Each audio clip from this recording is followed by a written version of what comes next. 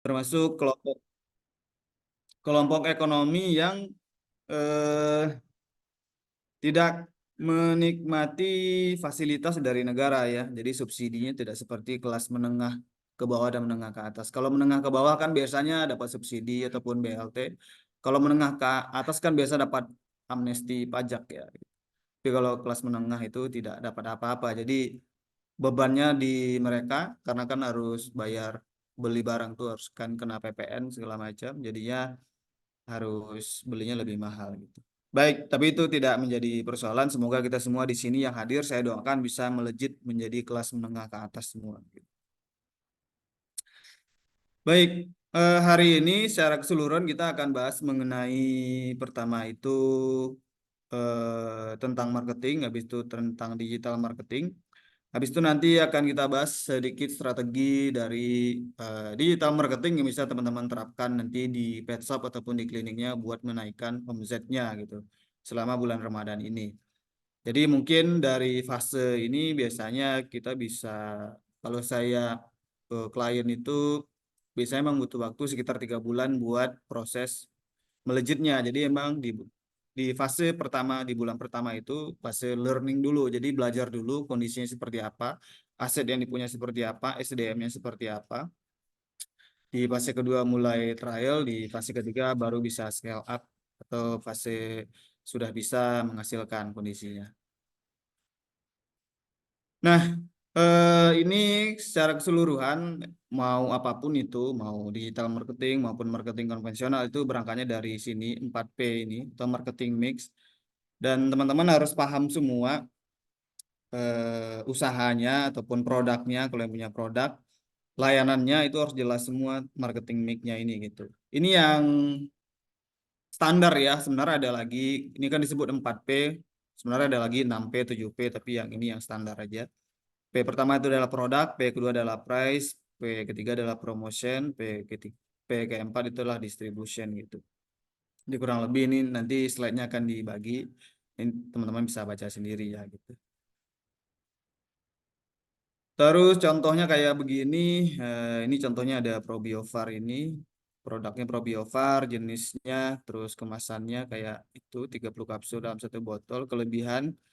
Nah, ini kurang lebih dari info ini teman-teman bisa rumuskan aja dari masing-masing produk ataupun masing-masing layanannya. Kalau emang bisa gitu kan. Kalau tidak bisa ya di dikira-kira aja seperti apa gitu. Termasuk ini price, teman-teman juga harus tahu juga. Tadi ada dari Babon Pet Shop ya. Nanti strategi price itu beda-beda nanti di retail ataupun di offline itu berapa, di e-commerce itu berapa.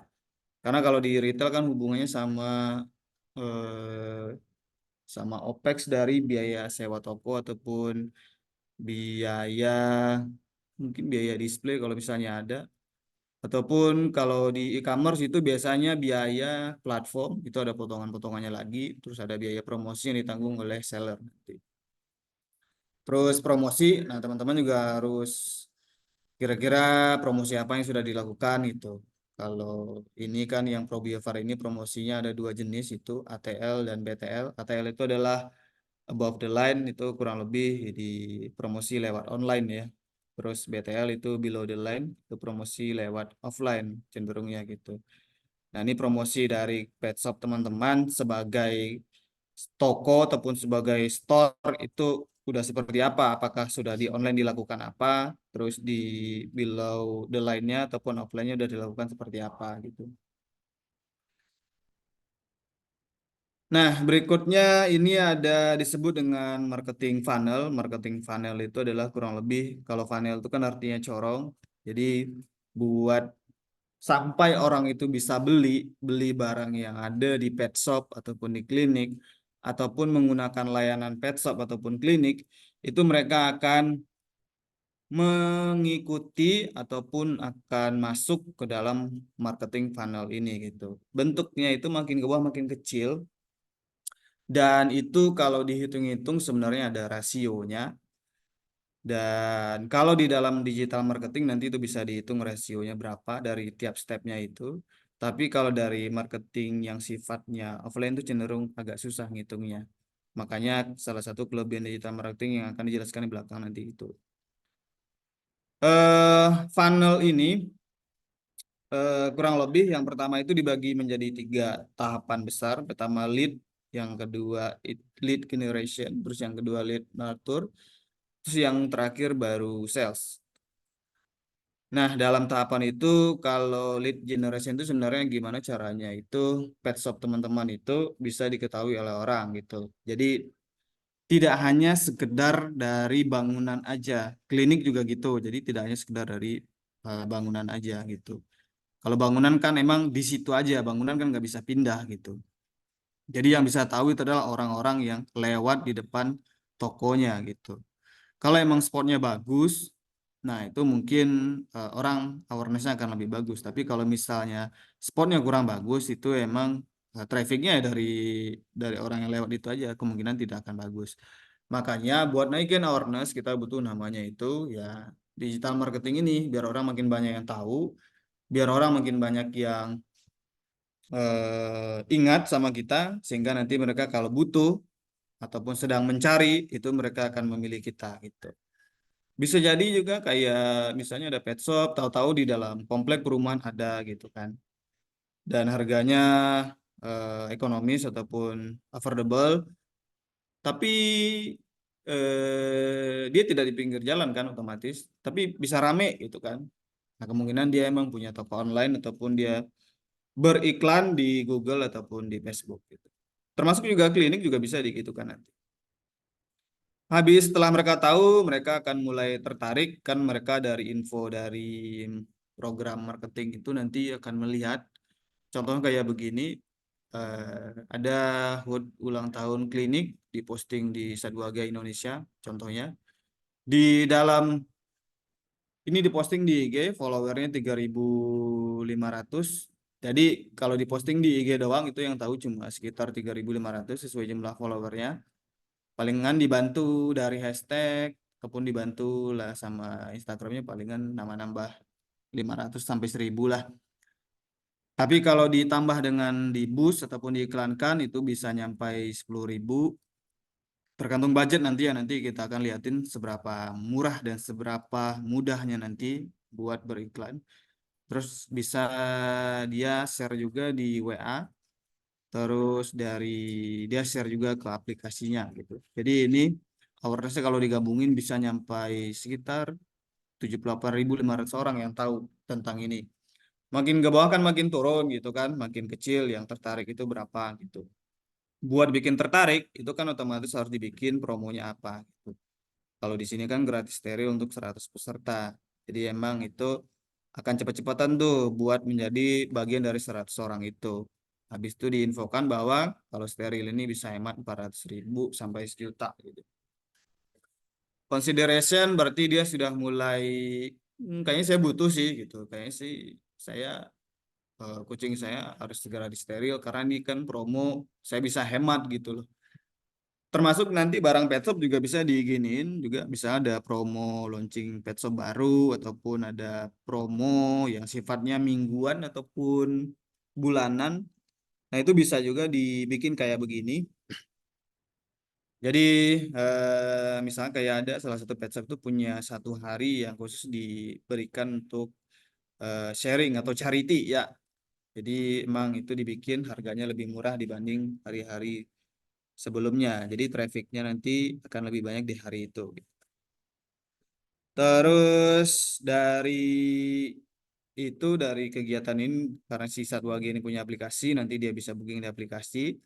Intinya adalah dari kegiatan promo itu si calon customer itu harus bisa menghubungi. Kalau posting di Instagram bisa DM Instagram, kalau diarahin ke IG nanti bisa menghubungi lewat lewat WA ya, sorry. Kalau bisa lewat telepon, tapi udah jarang sih bisa lewat telepon nanti. Tapi biasanya lebih sering itu sekarang adalah lewat DM IG ataupun lewat ke WhatsApp ya.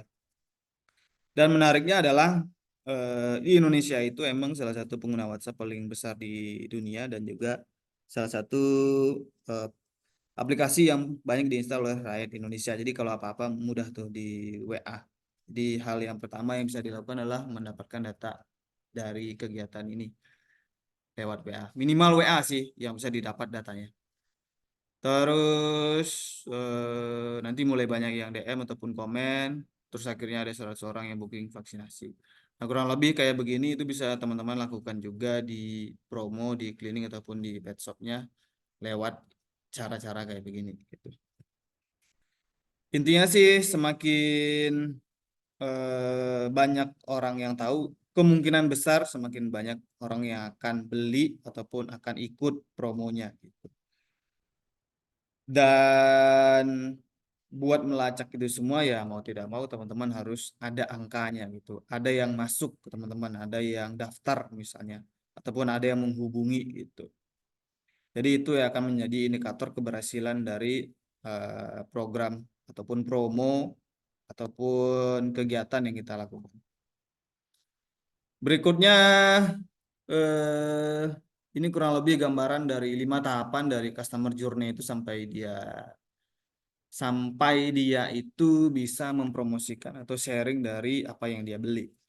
Pertama itu ya dia tahu, nah habis itu dia ragu karena biasanya setelah tahu itu dia akan mempertanyakan kira-kira ini benar nggak sih gitu kan, kira-kira ini sesuai nggak sih sama yang saya butuhin gitu. Nah disinilah peranan nanti dari konten, dari jenis iklan gitu, dari tempat postingan, dari target audiennya gitu, nanti beda-beda nih. Ada yang emang kalau kita bikin iklan itu kalau emang nggak cocok, misalnya kita ngiklanin tentang pakan kucing, kita iklanin di orang yang interestnya cuma suka hewan gitu, itu nanti kan tidak akan cocok gitu. Atau kalau kita posting aja di IG itu kan kurang lebih akan kecampur juga sama orang yang juga pecinta anjing gitu. Pasti dia akan ragu dulu, terus mempertanyakan, nanti dijawab lagi dengan konten-konten berikutnya ataupun dengan penawaran-penawaran yang ada di dalam promo itu. Terus kalau dia sudah oke, udah yakin, nanti dia akan beli. Habis itu dia akan beli lagi. Kalau beli kan kemungkinan kalau dia puas, dia akan beli lagi. Terakhir dia akan sharing ataupun dia akan kasih review ataupun rating di Instagram boleh ataupun di Google Review juga boleh. Jadi ini kurang lebih tahapannya. Dan biasanya itu yang suka kita lupakan adalah kalau kita bikin orang tahu itu ya gampang ya gitu kan. Tapi tantangan berikutnya yang harus dikerjakan itu adalah kuncinya di sini nih. Menjawab keraguan-keraguan yang dialami oleh customer itu. Dan itu teman-teman bisa tanyakan aja ke customernya kalau misalnya dia itu apa ya sih yang membuat dia itu ragu untuk beli. Jadi jangan pakai asumsi dari kita sendiri, karena biasanya itu keraguan ataupun halangan yang dialami oleh satu orang customer itu biasa menggambarkan kondisi dari sekian customer nanti. Dan teman-teman harus kumpulkan itu informasi itu, karena itu benar-benar real dari orangnya langsung. Jadi jangan pakai asumsi dari kita. Kalau udah bisa menjawab keraguan-keraguan ini, nah biasanya itu lebih cenderung murah untuk mereka bikin belanja di kita. Kalau sudah belanja, nanti kan itu faktor dari layanan yang kita berikan atau dari kualitas produk atau efikasi dari obat yang kita jual nanti sifatnya. Tapi minimal yang ini bisa dijawab dulu nih. Berikutnya ada yang disebut dengan buyer persona. Ini adalah representasi dari kondisi dari customer kita itu ataupun calon customer itu. Ini bisa dikelompokkan berdasarkan demografi, behavior, geografik, terus challenge, terus interest, terus email. Email sih udah jarang dipakai ya. Nah, ini dikelompokkan nanti berdasarkan umur. Kalau teman-teman bisa ya. Kalau nggak bisa ya dikira-kira aja lah. Tapi kalau misalnya bisa diisi, ada datanya gitu kan lebih baik lagi. Tapi kalau untuk bisnis pet shop, kurang lebih itu mungkin ibu-ibu umurnya sekitar 25 sampai 40 ya. Terus edukasinya emang sudah teredukasi sampai minimal dari strata 1. Income levelnya itu mungkin di angka 8 sampai 10 juta ya gitu. Behaviornya itu biasanya orang yang suka dengan hewan pastinya, terus suka belanja online juga, ataupun eh, suka belanja online, terus mungkin juga HP-nya mungkin HP ya flagship ya, yang agak mahal. Kalau kayak grafik itu biasanya di kota-kota besar, di perumahan-perumahan, kalau mau lebih dispesifikin lagi, Terus tantangannya adalah biasanya mereka terkendala sama waktu ya, karena mereka sibuk kerja ataupun sibuk bisnis. Dan preferensi yang lainnya itu bisa dikumpulkan aja. Misalnya emang ada yang spesifik sukanya kucing ras, spesifik sukanya kucing domestik. Nah, itu teman-teman kumpulkan informasi itu. Nah, sekumpulan dari contohnya kayak gini, kalau mengikuti template ini, misalnya ini contohnya Ibu Cilo, ini wanita umur 30 tahun, pendidikan S1, penghasilan 10 juta per bulan. Tapi ini data-data ini sih kayaknya sih sulit didapat, tapi teman-teman bisa estimasin aja ya gitu kan. Terus kalau kebiasaan ini bisa ditanyain tuh. Kalau misal datang ke pet shop atau ke klinik, pertanyaan pertama ya dapat info klinik ataupun pet shop ini dari mana gitu. Terus terus medsos medsos yang sering mereka pakai itu apa gitu. Terus sehingga bisa ketahuan tuh nanti trafficnya paling banyak dari mana. Terus ini motivasi ataupun hobinya itu dia memelihara kucing sebagai teman, kan ada juga sebagai teman, ada juga yang sebagai anak gitu, ada juga emang sebagai peliharaan biasa aja. Terus mungkin bisa juga ditanyakan kayak jenis dia meliharanya di mana, di dalam rumah kah, di dalam rumah ataupun di kandang di luar ataupun di dalam kamar gitu. Itu kan menunjukkan dari dia nganggap petnya itu sebagai apa gitu. Terus pain point ataupun tantangannya itu adalah dia tidak bisa merawat kucing ataupun tidak ada waktu ke pet shop ataupun ke klinik. Nah, kurang lebih ini buyer persona ini bisa teman-teman ikutin template yang kayak begini ataupun teman-teman bisa bikin sendiri, tapi kurang lebih poin-poinnya seperti ini. Nah, Ibu Cilo ini itu akan menggambarkan sekelompok orang yang disebut dengan customer segment. Nah, sekumpulan customer segment ini itu akan menjadi pembeli di pet shop ataupun klinik. Nah, itu teman-teman silakan urutin aja tuh segmen-segmennya yang paling banyak itu yang mana gitu. Dan teman-teman nanti akan tahu nanti segmen yang paling besar itu yang mana sehingga teman-teman bisa bikin promonya lebih tepat dan bisa ngasilin omset yang lebih tepat nanti gitu. Kalaupun sudah tahu nanti buat nyari customer baru itu juga akan lebih enak karena sudah ada gambaran gitu. Dan jangan lupa pakai prinsip Pareto. Jadi diurutkan dari customer yang segmennya itu paling dominan dulu. Pareto itu kan prinsipnya 20% customer bisa menghasilkan 80 omset gitu. Sambil itu teman-teman bisa menggarap customer segmen yang lainnya gitu. Jadi kurang lebih di dalam marketing itu poin-poinnya adalah pertama itu marketing mix, terus yang kedua itu adalah marketing funnel, terus yang ketiga adalah customer journey, buyer persona, terus customer segment ya. Kurang lebih seperti itu gambaran singkatnya. Terus berikutnya kita masuk ke bagian yang akan kita bahas pada hari ini yaitu digital marketing.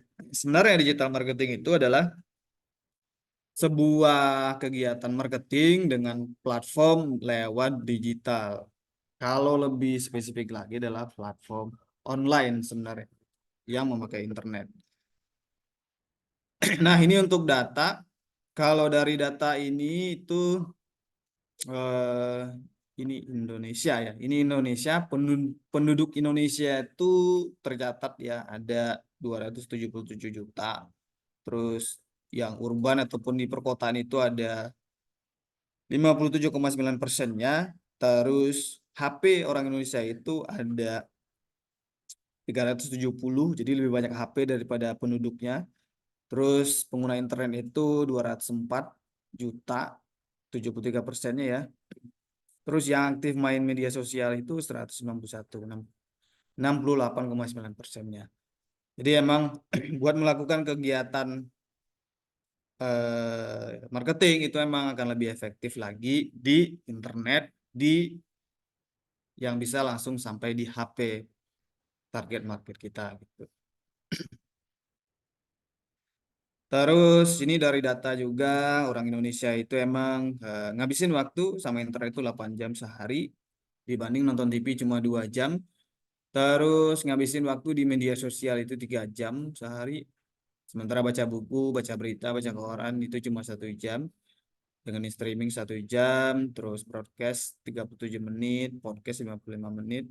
ngabisin waktu di main game itu cuma 1 jam. Jadi kurang lebih orang Indonesia itu emang waktunya sepertiga dari harinya itu ngabisin waktu di internet, sepertiganya lagi buat tidur, mungkin sepertiganya lagi buat buat kegiatan yang lain ya. Tapi ya sepertiga dari hidupnya, berarti kan sepertiga dari umur orang Indonesia itu habisnya buat di menggunakan internet. Nah, internet itu digunain buat apa? Dominannya digunakan oleh buat nyari informasi, terus nyari ide dan inspirasi, terus ini stay in touch with friend and family itu kurang lebih ya main medsos ya. Dan yang lainnya bisa dibaca langsung di sini. Situs yang banyak dikunjungi itu adalah Google, terus YouTube, terus detik.com ya. Ini situs ya, bukan aplikasi ya gitu. Kalau aplikasi setahu saya sih pertama itu Shopee, yang kedua itu Tokopedia, yang ketiga itu kalau nggak salah Lazada kalau nggak salah. Nah, ini yang poin penting juga adalah media sosial yang paling banyak diakses oleh orang di satu adalah pertama adalah WhatsApp, Instagram, Facebook. Nah, 3 platform ini ataupun 3 aplikasi ini dimiliki oleh Meta gitu. Terakhir di bawahnya ada TikTok, Telegram, Twitter dan seterusnya gitu. Nah, jadi kurang lebih itu untuk media sosial kita akan bermain di WhatsApp, Instagram dan Facebook. TikTok itu TikTok akan kita bahas mungkin di sesi berikutnya. Nah, dalam dunia marketing, teman-teman juga harus tahu ada evaluasi marketing. Pertama marketing 1.0, marketing 2.0, 3.0, 4.0, terus 5.0 gitu. Kurang lebih ini sebenarnya bukan evolusi dalam hal artian yang lagi dikerjakan orang itu apa ya. Sebenarnya ini masih berfungsi masing-masing di bisnis apapun itu gitu. Tergantung nanti intinya kan bisnis itu bisa menghasilkan penghasilan, bisa menghasilkan omset. Nah, dari marketing ini bisa diterapin. Cuma ini emang evolusi ini adalah perkembangan kegiatan marketing dari tahun ke tahun sih sebenarnya. Kalau marketing 1.0 itu di tahun-tahun 60-an ya emang waktu itu emang lebih ke arah produk oriented. Jadi kalau teman-teman bisnisnya masih ke arah produk oriented, nah itu masih marketing ya 1.0 sifatnya gitu. Jadi emang ngendalin produknya gitu. Produknya bagus, oke berarti bisnisnya bagus. Kalau produknya yang bagus berarti ya bisnisnya akan turun gitu. Contohnya adalah barang pet shop gitu. Jadi yang berbicara di sini adalah barangnya gitu, bukan tokonya, bukan pelayanan tokonya, bukan program tokonya gitu. Jadi yang bikin customer puas itu adalah barangnya gitu. Jadi teman-teman nanti kalau masih memakai marketing 1.0 itu akan sangat bergantung sekali sama barangnya. Jadi kalau barangnya itu jelek ya jelek. Kalau barangnya itu bagus ya bagus. Dan ini bisa dipakai selama teman-teman bisa memilih barang yang bagus yang ada di pet shop ataupun klinik ya. Marketing 2.0 itu udah mulai ngandalin eh, dia udah customer oriented, jadi dia mulai kayak bikin customer itu nyaman sih pada intinya, nyaman dengan pelayanannya, nyaman dengan adminnya, nyaman dengan CS-nya, nyaman dengan tokonya gitu. Jadi orang itu beli itu sudah mulai ngelihat fasilitas dan kenyamanan di dalam tokonya dan sama orangnya gitu. Nah, ini teman-teman bisa nilai sendiri, teman-teman apakah sudah bisa bikin nyaman customernya atau atau ini atau cuma bisnis as usual gitu, bisnis seperti biasanya, orang beli datang gitu kan, bayar habis itu pergi gitu, padahal ada banyak hal yang bisa dieksplor dari customer yang datang ke tempat kita gitu. Terus marketing 3.0 itu sudah mulai ke humanity oriented ya. Kalau di hewan mungkin animal oriented kali ya, jadi emang lebih memperhatikan aspek dari kesejahteraan hewannya gitu. Jadi bukan kesejahteraan pet owner ya, karena bisa jadi anak buah sejahtera, pet ownernya belum sejahtera gitu. Saking berkorbannya pet owner itu buat anak-anaknya gitu. Nah, contohnya adalah jadi klinik-klinik ataupun pet shop itu sudah mulai menggalakkan program-program charity ataupun sharing ataupun buat bantu-bantu gitu kan, buat yang membutuhkan ataupun tidak mampu gitu. Terus marketing 4.0 itu sudah mulai menggunakan teknologi, bisa web, terus bisa aplikasi. Jadi emang dia mengcapture itu semua kegiatan marketingnya itu di dalam sebuah platform. Biasanya itu mereka bikin sendiri gitu. Jadi emang tidak ngandalin platform yang dari luar gitu. Terus yang terakhir itu marketing 5.0. Itu kayaknya sih di bisnis kita belum ada yang nerapin.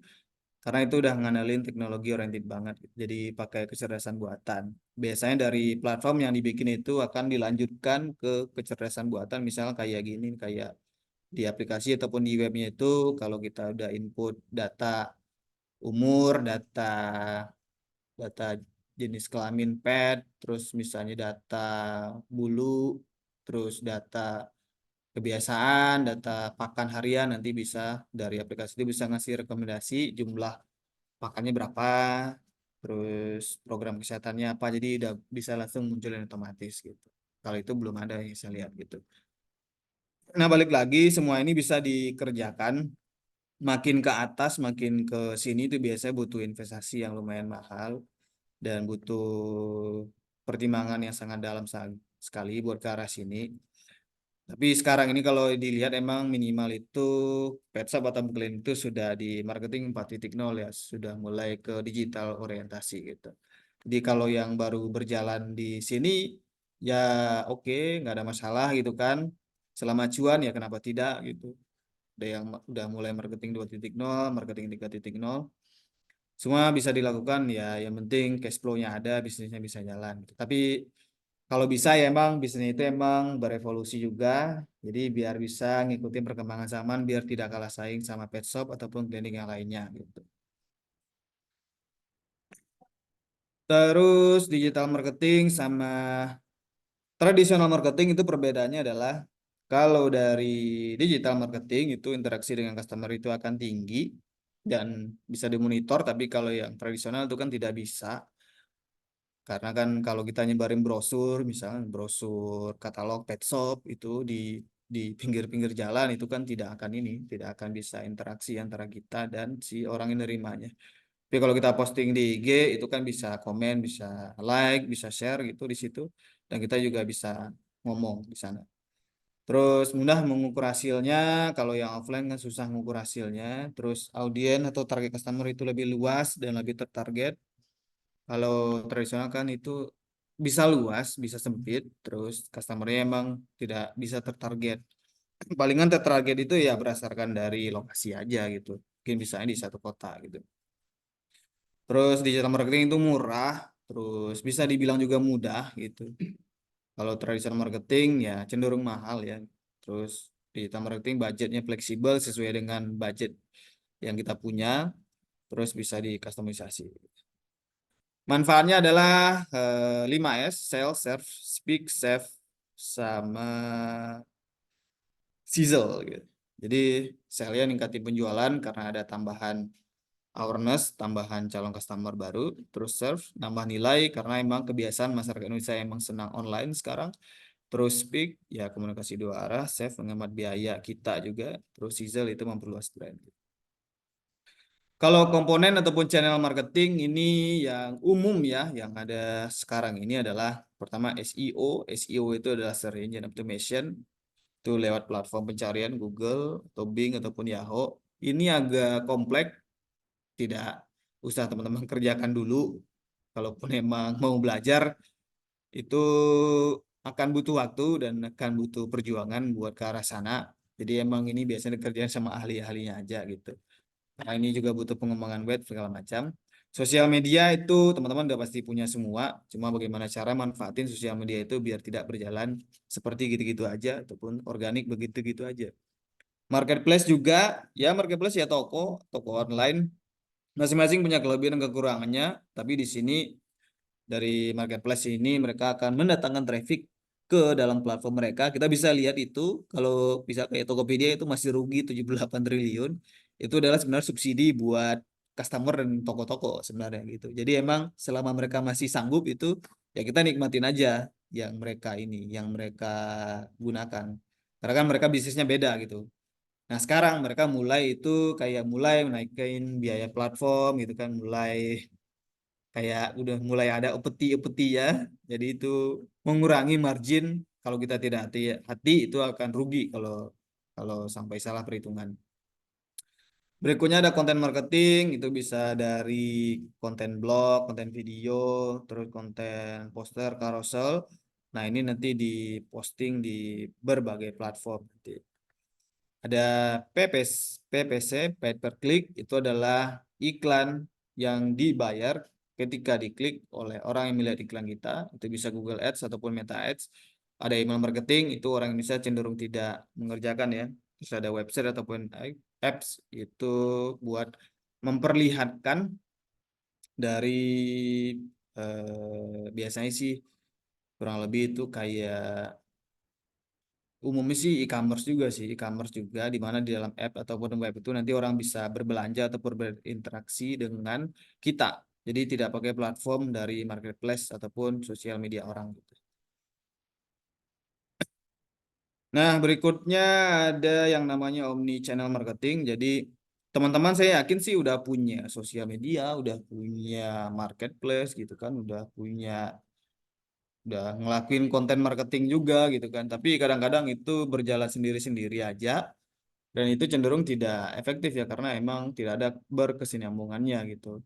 Nah sekarang itu teman-teman coba saling hubungkan aja antara masing-masing channel itu biar masing-masing pet owner itu bisa dapat experience-nya dari semua channel yang teman-teman bikin. Contohnya itu adalah misalnya kayak gini, ada promo di posting di Instagram gitu kan. Terus nanti customer isi data di web ataupun pet shop buat isi akun ataupun isi Google Form.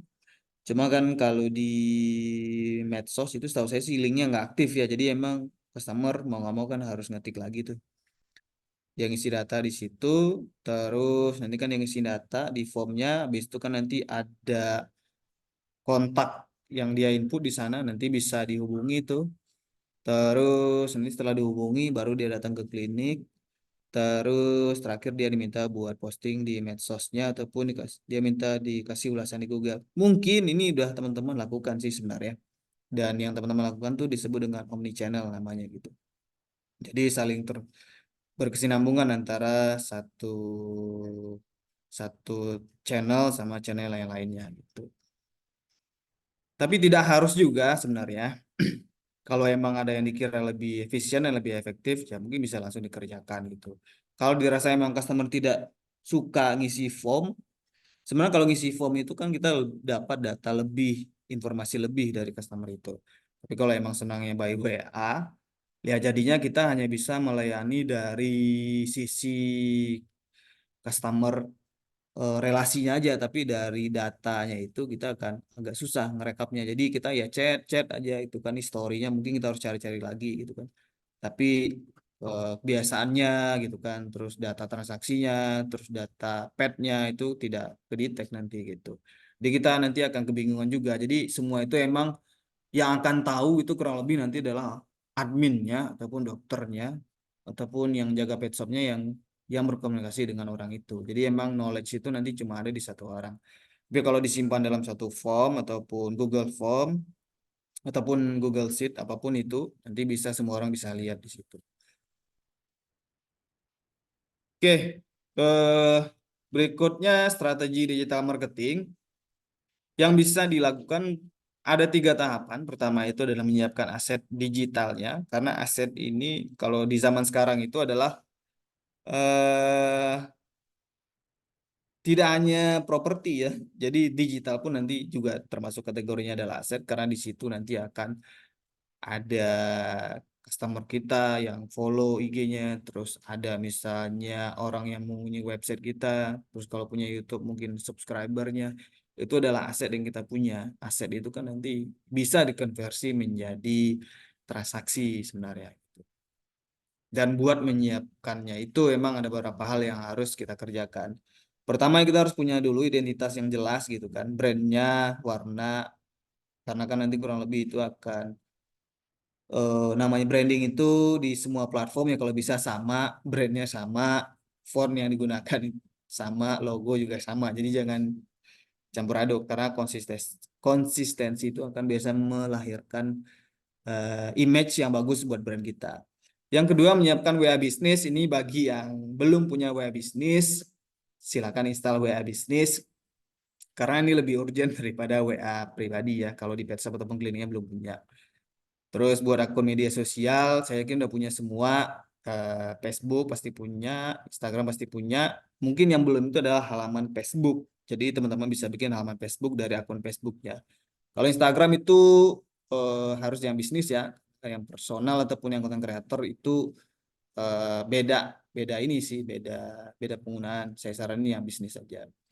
Terus akun Google, kalau yang belum punya silakan bikin akun Google. Terus akun e-commerce apapun ya, Tokopedia, Shopee boleh, yang gede TikTok juga boleh.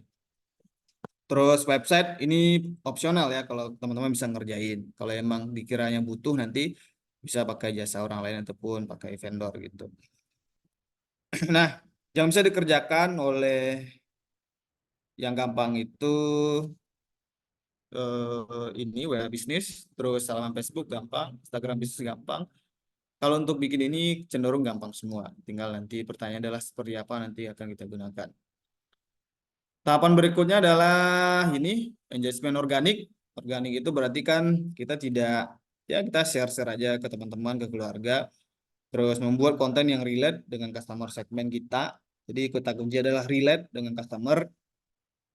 Jadi teman-teman harus trial beberapa konten yang dibikin, habis itu nanti dilihat aja yang like-nya yang banyak mana.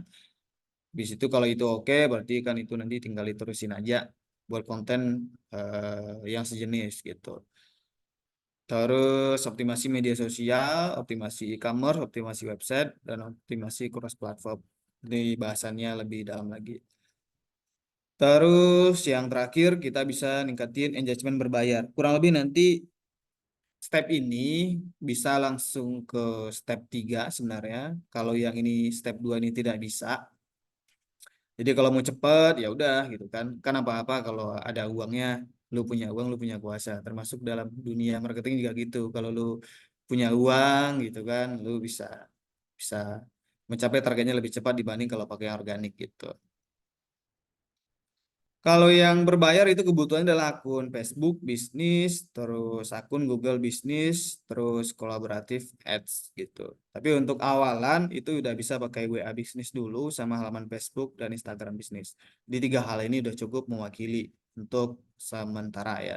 Kalau e-commerce itu emang udah pasti ya akunnya cuma ada akun bisnis ya hitungannya gitu. Palingan beda-bedanya nanti adalah ada official store ataupun Shopee Mall ataupun Last Mall itu ya tergantung nanti traffic dari toko teman-teman yang harus diajukan dulu ke platformnya. Nah, ini gambarannya buat melejitkan omset itu sebenarnya itu ini saling berkesinambungan juga gitu kan. Kita melakukan pendekatan dua pendekatan. Pertama pendekatan digital marketing dan kedua adalah pendekatan CRM. CRM itu adalah Customer Relationship Management gitu. Jadi kalau mau naikin omset harus naikin awareness-nya gitu kan. Kalau mau naikin awareness harus tambah channelnya. Channelnya kan tadi yang ini kan gitu. Kalau yang belum punya silakan tambah gitu kan. Yang belum dikerjain yang mana. Terus harus ditambah iklan, harus ditambah konten, harus ditambah database. Gitu. Database ini kan bisa jadi hasil dari kegiatan tiga ini, bisa jadi emang itu manual teman-teman lakukan. Terus nanti dari semua ini akan kurang lebih akan meningkatkan customer barunya. Sementara pendekatan CRM itu adalah data dari customer baru. Customer baru ini kan nanti setelah berapa lama itu kan dianggap sebagai customer lama. Nah, teman-teman silahkan melakukan yang namanya follow up. Karena teman-teman sudah memakai form ataupun memakai eh, sudah lewat omni channel gitu. Jadi sudah terintegrasi, otomatis itu sudah kerekap semua. Teman-teman bisa melakukan yang namanya follow up via WA bisa, via DM Instagram bisa. Tapi lebih umum itu memang via WA sih biasanya. Yang di follow up itu pertama adalah customer lama. Customer lama itu fungsinya adalah buat mempush dia buat repeat order ya. Kadang itu orang-orang nggak belanja lagi karena emang lupa gitu sama kita gitu. Jadi emang dia perlu diingetin lagi. Terus yang kedua adalah buat meningkatkan rata-rata transaksinya gitu. Nah, kalau teman-teman itu mencatat semua transaksinya, teman-teman akan dapat gambaran rata-rata transaksi customer itu berapa sih per orangnya gitu. Kalau teman-teman jualan di Shopee, di Tokopedia, di e-commerce itu ada tuh datanya gitu. Nah, nanti dari sana itu bisa dikasih promo misalnya buat upselling gitu. Misalnya kalau dia beli pakan itu ditawarin aja sekalian buat sama snacknya gitu misalnya. Ataupun sama obat yang linear ataupun yang sejenis. Atau kalau misalnya dia nyari produk buat mandi, grooming, itu kenapa nggak sekalian dibikinin paket aja, paket grooming sendiri, paket grooming mandiri gitu kan. Misalnya sampo, parfum, terus gunting kukunya sekalian. Kalau beli paket harganya lebih murah gitu. Terus eh, mereka nanti juga diminta kalau yang udah jadi transaksi itu mereka akan eh, diminta, bagusnya sih diminta ya, karena kalau sukarela biasanya susah buat mengadvokasi ataupun mempromosikan produk ataupun pelayanan ataupun toko ataupun apa ya kayak semacam service kali ya, service yang bisa mereka posting di media sosialnya bisa ataupun diposting di Google-nya gitu. Dan dari sini kalau mereka sudah nyampe di tahapan advokasi dan promosi, mereka sudah bisa kita kategorikan sebagai customer loyal. Dan customer loyal ini teman-teman bisa kelompokkan menjadi suatu grup atau dibikin suatu grup dan mereka diberikan promo khusus gitu kan nanti. Jadi emang orang yang udah loyal kita perlu kasih reward ataupun apresiasi, mereka dapat harga lebih murah mungkin, paket yang lebih murah ataupun pelayanan yang lebih eksklusif. Ya mungkin bisa dibilang customer VIP mungkin ya. Itu teman-teman udah mulai itu memasukkan ke dalam sana.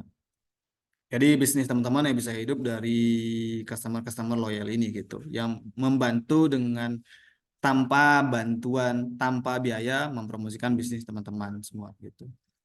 Berikutnya yang di follow up itu adalah calon customer. Calon customer itu didapat dari database yang teman-teman kumpulkan. Database yang teman-teman kumpulkan itu ya dari iklan, dari channel, segala macam itu.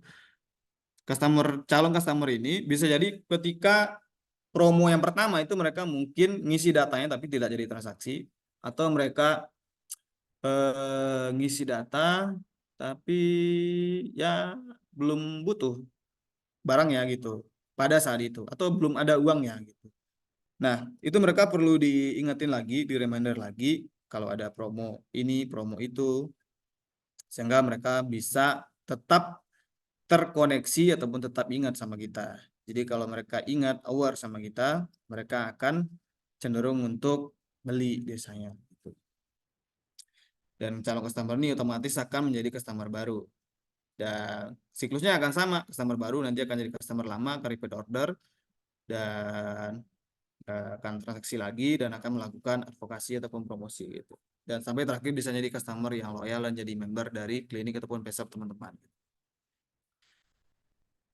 Nah, kalau untuk CRM itu fungsinya sebenarnya mengurangi biaya, terus target lebih segmented karena itu sifatnya adalah sudah jadi customer teman-teman, terus murah dan efisien, tidak ngeluarin biaya iklan lagi, terus akan ningkatin loyalitas, terus promonya akan lebih tepat lagi, terus pendapatan juga akan lebih tinggi lagi. New cast, upsell ataupun cross sell, repeat dan loyal terakhir gitu. Jadi itu harus dikerjakan, maksudnya jangan jangan jalankan pet shop ataupun kliniknya itu ya seperti toko biasa aja, toko biasa gitu. Ada orang beli, habis itu ada transaksi, bayar, udah pergi aja gitu. Padahal ada banyak yang bisa dieksplor seperti yang saya bilang di awal tadi. Oke, berikutnya masuk ke strategi digital marketing yang mudah dan murah yang bisa teman-teman lakukan di pet shop ataupun di klinik masing-masing itu. Pertama, WA Ads ini termasuk yang jarang digarap oleh mungkin oleh sebagian orang ya. Karena ini eh, WA itu kalau di WA pribadi ini nggak ada, ini hanya di WA bisnis. Jadi makanya saya bilang tadi wajib install WA Bisnis. Nah, di sini kita bisa beriklan lewat WA langsung dan nanti itu akan ditargetkan ke orang-orang yang di kota yang kita inginkan gitu. Nah, cuma di sini kelebihannya itu dia mudah dan murah, estimasi buat mencapai satu akun orang itu 1 sampai 2 rupiah. Jadi kalau teman-teman budgetin 16.000 rupiah per hari itu bisa mencapai 16.000 orang. Jadi bayangin aja kalau misalnya poster ataupun katalog ataupun video ini, misalnya kalau poster itu cetak brosur disebar di pinggir-pinggir jalan itu kan lumayan tuh biayanya gitu kan, cetakannya kan udah lumayan. Tapi kalau pakai ini WA Ads ini ya sekitar 1 sampai 2 rupiah gitu. Kekurangannya lah targetnya kurang spesifik. Nanti akan dilihatin kenapa sih kurang spesifiknya di bagian panduannya akan saya lihatin. Aset yang dibutuhin yang sebelum beriklan ya, aset yang perlu disiapkan itu adalah foto ataupun video ukuran feed 1:1. Jadi emang ukuran feed IG ataupun ya feed IG jatuhnya, bukan yang ukuran story ya. Terus katalog kalau yang story itu misalnya kepotong, kalau yang feed nanti itu juga potong. Katalog produk dan layanan, nah itu perlu di-upload juga, terus akun atau halaman Facebook. Bagusnya sih halaman Facebook gitu. Jadi jangan beriklan pakai akun pribadi, tapi bikinlah halaman Facebooknya. Terus M-Banking untuk pembayaran top up saldo iklannya. Saya pasti ini udah punya semua sih. Nah, caranya itu adalah teman-teman ke bagian settingnya, terus ke business tools, terus di bisnis profil sama bisnis katalog itu dilengkapi dulu supaya meyakinkan gitu. Kalau untuk katalog, kalau produknya ada banyak di Petsap itu tidak usah dimasukin semua, tapi dimasukin semua lebih bagus sih gitu. Kalau nggak kuat, ya masukin aja yang urgent ya, yang utama gitu. Bisnis profil, nah ini wajib karena itu biar lebih meyakinkan dan membuat orang tuh lebih percaya sama pun teman-teman gitu. Terus klik menu advertise ini, habis itu nanti upload video ataupun fotonya. Nah, sebenarnya bisa juga pakai katalog. Nah, di sini kan saya lagi demo itu pakai akun pribadi, jadi saya di akun pribadi. Saya itu tidak akun pribadi yang saya jadi bisnis ya, itu tidak ada katalognya. Terus tidak ada statusnya juga. Jadi bisa enaknya sih dari sini teman-teman ngerjainnya. Tapi dari katalog ataupun dari status itu juga bisa. Terus nanti dia si WA nanti akan minta mau beriklan dari akun Facebook yang mana. Terus nah ini ada yang namanya budget harian. Nanti nah ini saya bilang tadi itu. Di sini 16.000 ya, 16.500 bisa mencapai berapa nih? 5.000 maksimal 5.100. Berarti kurang lebih di angka 5 rupiah tadi ya gitu. Harusnya bisa lebih murah sih gitu. Kalau di realnya ya, tapi ini estimasi biasanya akan dibikin lebih rendah dulu biasanya. Jadi hanya dengan 16.000 itu teman-teman udah bisa menjangkau 5.000 sampai sebenarnya bisa lihat 10.000 sih ini. Bisa nyampai di atas 10.000 beriklannya gitu. Nah ini durasi disesuaikan aja mau berapa hari, 1 hari dulu mungkin boleh, 2 hari mungkin boleh gitu kan. Tapi biasanya bagusnya itu eh, bagusnya itu emang minimal itu 1 minggu bagusnya. Karena ngelihat profil dari orang-orang itu kan beda-beda ya. Ada kalau Senin sampai Jumat itu kan cenderung buat kerja, jadi mungkin tidak fokus lihat HP. Weekend itu liburan, kalau weekend kan liburan, jadi mungkin lebih ada waktu buat lihat HP. Jadi biar bisa kena iklannya gitu. Tapi bisa jadi skenario yang terbalik juga. Mungkin orang lihat HP-nya di hari-hari kerja, di liburan dari liburan mereka fokus liburan. Jadi algoritmanya mungkin bisa beda-beda nanti. Nah, eh dengan 16.000 doang bisa sampai kalau di sini kita orang 5.000 ya, tapi saya yakin 10.000 bisa. Terus lokasi di setting. Nah, ini dipilih kotanya, jangan dipilih Indonesia karena kan bisnis teman-teman itu yang diiklankan itu bisnis sifatnya lokal karena toko kan. Tuh, pilihnya Bogor. Terus umur juga nih ditentuin kira-kira umur berapa aja. terus gender dipilih. Nanti akan muncul dia audien ataupun target iklannya itu adalah wanita umur 24 sampai 55 yang tinggal di Bogor, Jawa Barat, Indonesia. Jadi ini emang kelemahannya adalah tidak spesifik, jadi dia akan munculin ke wanita yang umur 24 sampai 55 Bogor di Jawa Barat gitu. Jadi nggak tahu orang ini apakah punya kucing atau suka kucing, nggak tahu juga orang ini suka suka suka anjing ataupun pelihara hewan yang lainnya gitu. Jadi ini kelemahannya. Dan tidak bisa juga disetting di sini iklannya mau disetting dari jam berapa aja ataupun di hari apa aja gitu. Jadi emang dia ngitungnya dari 3 kategori ini aja gitu. Jadi ini simple dan mudah, murah dan bisa dilakukan langsung oleh teman-teman sendiri ataupun oleh admin di klinik gitu. Nah, di sini tinggal dibayar, bisa berbagai macam metode pembayaran. Nah, nanti nanti dari iklan itu sebenarnya iklannya akan muncul di bukan di WA ya, bukan di WA munculnya itu. Munculnya nanti di di platform metanya, nanti meta yang pilih mau muncul di yang mana, mau di IG kah, mau di Facebook kah gitu. Tombolnya itu nanti adalah tombolnya tombol WhatsApp nanti. Jadi langsung hubungi ke WhatsApp teman-teman. Nah, dari iklan itu teman-teman nanti jangan lupa kasih label nih. Jadi biar terkategori customer yang new customer kah, new order, pending, atau sudah bayar gitu. Nah, ini bisa ditambah label juga bisa nih. Atau mau dibikin label custom itu per iklan. Ini dari iklan A, ini dari iklan B, iklan C ya. Sesuaiin aja labelnya ini. Jadi biar nggak bingung nanti. Nah, itu untuk yang iklan yang ini ya, iklan yang lewat lewat WA Ads. Nah, ini bisa dikerjakan langsung pada hari ini juga sambil dengerin webinar ini juga bisa langsung dikerjain gitu. Oke, berikutnya ada FB sama IG Ads. Itu paling gampang yang bisa dikerjain adalah boost post gitu. Posting apapun bisa di boost gitu. Kalau dari pengalaman saya itu yang bagus hasilnya ya, yang bagus engagementnya ataupun yang bagus trafficnya ataupun yang bagus klik tombolnya, tombol yang kita setting itu adalah yang Dok, reels izin yang bentuknya video waktunya gitu. sisa 5 menit lagi ya, Dok. 5 menit lagi ini masih panjang bener. Ya, bener. Nah, ini ada tombol reels, nanti ini bisa dipencet aja tombol reelsnya. Tombol boost reelnya tinggal dipencet aja. Habis itu nanti tinggal dipilih mau kemana nih. Bisa ke profil IG-nya, bisa ke kirim WA ataupun DM. Ini teman-teman bisa tentuin sendiri. Audiennya itu bisa otomatis ataupun dibikin sendiri. Jadi kalau otomatis dia akan ngarahin ke jenis-jenis orang yang sering mengunjungi IG kita. Jadi si IG akan bantu ngarahin ke sana.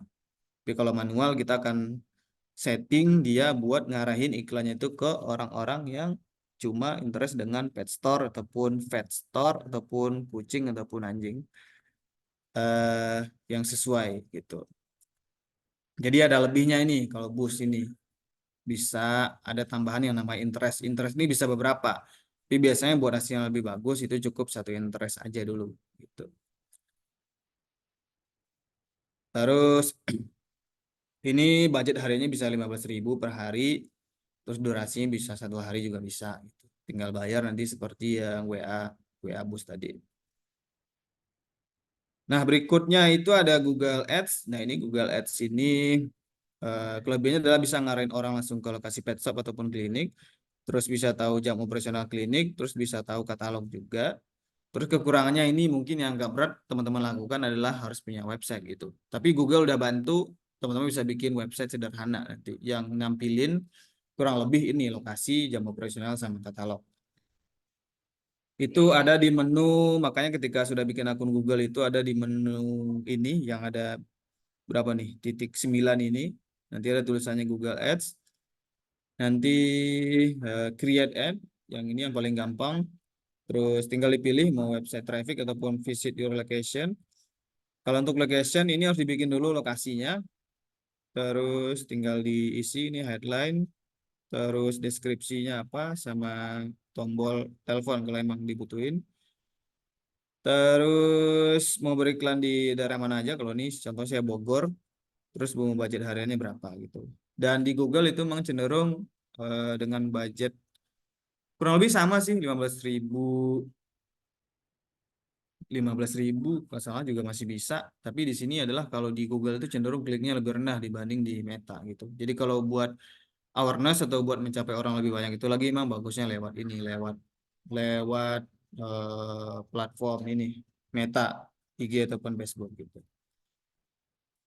Nah, berikutnya e-commerce. Dan kali ini saya hanya ngebahas satu e-commerce doang. Ke tadi ada yang dari Babon Pet Shop ya. Dari saya yakin sih udah upload produknya ya gitu. Dan salah satu cara paling gampang itu adalah eh, kalau e-commerce ini mereka nyediain traffic yang organik sama traffic yang berbayar gitu. Traffic yang organik itu emang ketika emang kalau lagi ada kayak campaign, kalau misalnya kayak bulan Desember itu kalau nggak salah ada war diskon atau apa gitu. Jadi trafficnya ke toko tuh lumayan gede tuh, kebantu tuh toko-toko gitu kan. Tapi kalau misalnya sudah tidak ada campaign yang gede lagi, mereka itu ya toko ya sepi lagi gitu. Jadi ya itu organik dari mereka.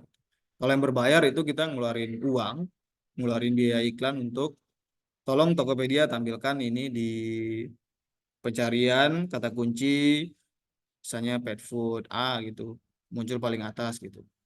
Nanti akan di ketika ketika kita bayar si Tokopedia akan memunculkan paling atas. Kalau tidak bayar itu dia akan hanya memunculkan atau yang dia tampilkan di paling atas itu adalah produk-produk yang udah paling laku, paling banyak ulasannya dan paling bagus scoringnya. Nah itu dimunculin paling atas. Jadi yang baru-baru itu akan susah dengan bersaingnya. Makanya untuk yang baru-baru itu memang harus beriklan dulu gitu kan. Beriklan itu nanti juga hati-hati karena kalau ada dua jenis sebenarnya di Tokopedia itu ada yang manual ataupun yang otomatis. Kalau yang manual itu teman-teman setting sendiri kata kuncinya. Kalau yang otomatis udah langsung aja klik otomatis nanti tinggal disetting budget hariannya berapa dari situ.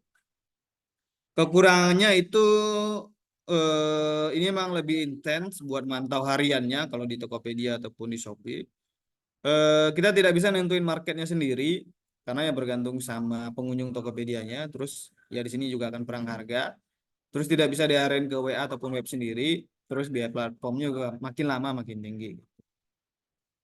Aset yang dibutuhin ya foto atau video produk. Video produk kalau bisa lebih bagus. Terus banner toko kalau bisa juga disiapin.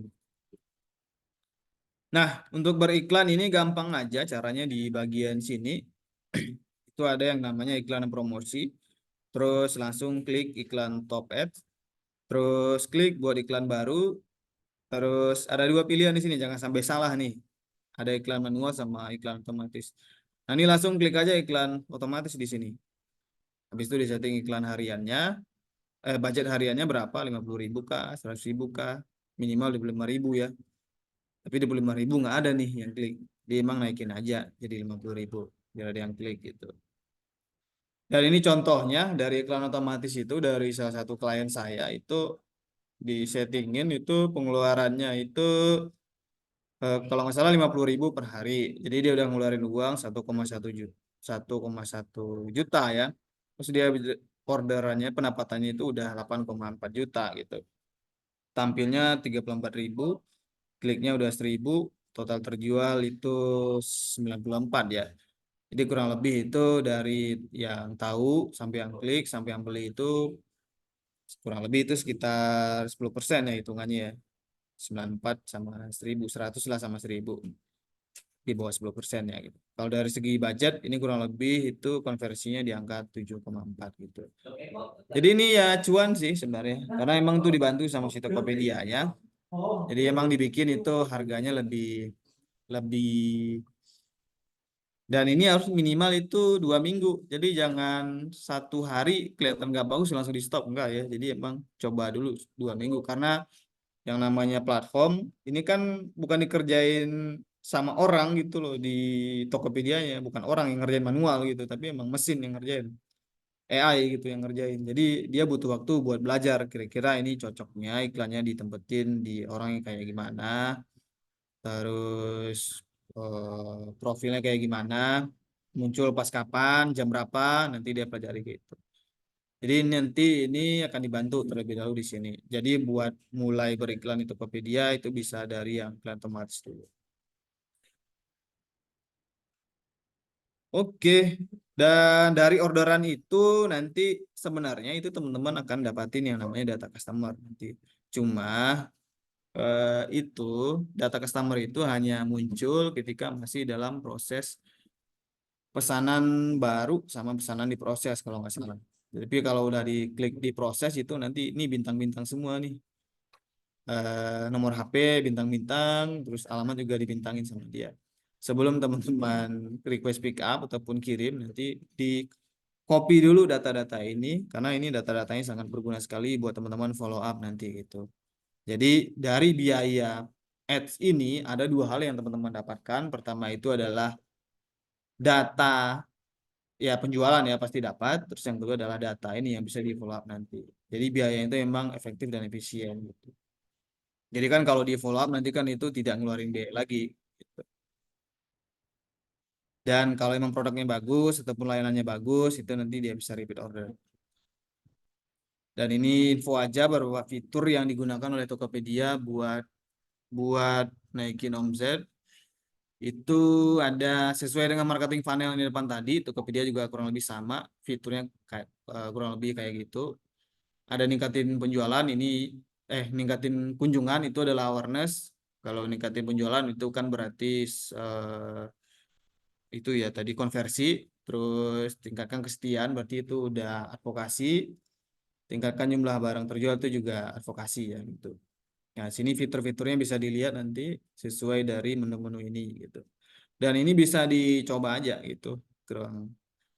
Saran saya sih dicoba satu persatu ya, jadi biar teman-teman dapat learningnya, biar tahu prosesnya karena ini beda-beda emang gitu kayak affiliate ini affiliate juga termasuk yang enak jadi kita cuma setting itu nanti yang namanya itu sharing komisi berapa persen sih buat affiliate-nya nanti produk kita akan dipromosiin oleh affiliate-nya makanya saya bilang tadi aset yang dibutuhin itu adalah video produknya karena yang biasanya yang akan di-share sama si affiliator itu adalah video produk kita gitu nanti dia biasanya share itu nggak hanya di Tokopedia doang dia bisa share keluar platform juga gitu dan itu sangat bagus sekali gitu. Jadi kita dapat traffic organik dari para affiliate ini gitu. Terus bundling, bundling itu bisa juga. Bundling itu kayak buy more, save more. Terus bisa ngasih kupon toko saya juga. Terus diskon toko. Nah ini bebas ongkir biasanya ini wajib ya karena ini memang nggak mau nggak mau biar bisa kompetisi sama toko yang lain mau nggak mau dikerjain ini. Gitu. Terus yang terbaru sih ada Tokopedia Play ini kurang lebih ini kayak live ya. Jadi ya bikin live aja gitu di ininya gitu. Live apapun bisa, mau live yang sifatnya di tokonya, mau live kegiatan di groomingnya ataupun di penitipannya itu bisa-bisa aja gitu. Karena itu buat naikin awareness ke tokonya. Jadi kan kalau awarenessnya naik, konversi ke penjualan juga otomatis juga akan naik nanti. Oke, untuk next step-nya ini yang bisa teman-teman lakukan, silakan coba dari yang termudah dulu seperti apa. Jika efektif bisa lanjutkan ke strategi yang lain. Minimal teman-teman udah punya satu cara yang efektif dulu, biar tahu dulu yang bisa ningkatin jualannya yang mana. Kalau misalnya gagal di satu strategi, teman-teman bisa jangan berkecil hati dulu. Biasanya kita kasih waktu itu sekitar 2 minggu biasanya gitu, biar kelihatan tuh ininya. Tapi minimal banget itu 7 hari sih udah oke sih. Gitu. Terus kalau nggak sempat dikerjain ya pakai jasa profesional aja gitu. Tapi lihat-lihat juga omsetnya udah cukup belum membuat membayar freelance ataupun jasa profesionalnya gitu. Nah kalau pakai jasa profesional tuh nanti pastiin juga orangnya mau sharing nggak gitu kan. Mau sharing nggak knowledge-nya gitu. Pilihlah yang mau sharing knowledge-nya. Jadi nanti dia bisa training teman-teman sendiri sebagai pemilik pet shop ataupun pemilik klinik ataupun bisa sharing juga ke tim yang ada di pet shop ataupun di kliniknya. Jadi biar bisa ngerjain. Misalnya kayak freelance itu mungkin 3 bulan dulu gitu kan sambil ngajarin gitu. Jadi teman-teman tidak usah belajar sendiri lagi gitu kan. Tidak usah ngajarin lagi karena emang sudah ada freelance yang mau kayak begitu. Terus jangan lupa juga hitung omset, HPP, biaya operasionalnya sehingga bisa diketahui yang namanya ROI, Return of Investment. Jika bagus bisa dilanjut dan di scale up gitu. Scale up di sini maksudnya adalah iklannya dinaikin. Misalnya budget harinya tadi cuma 50.000, naikinnya di 100.000. Kalau budgetnya akan naik 2 kali lipat, asumsinya omsetnya juga akan naik 2 kali lipat gitu. Kalau tidak bagus itu bisa di stop aja. Jadi emang dihitung aja nanti dari penjualan produk itu harganya, harga jual kan ada, habis itu kan nanti HPP-nya berapa, terus marginnya berapa gitu kan.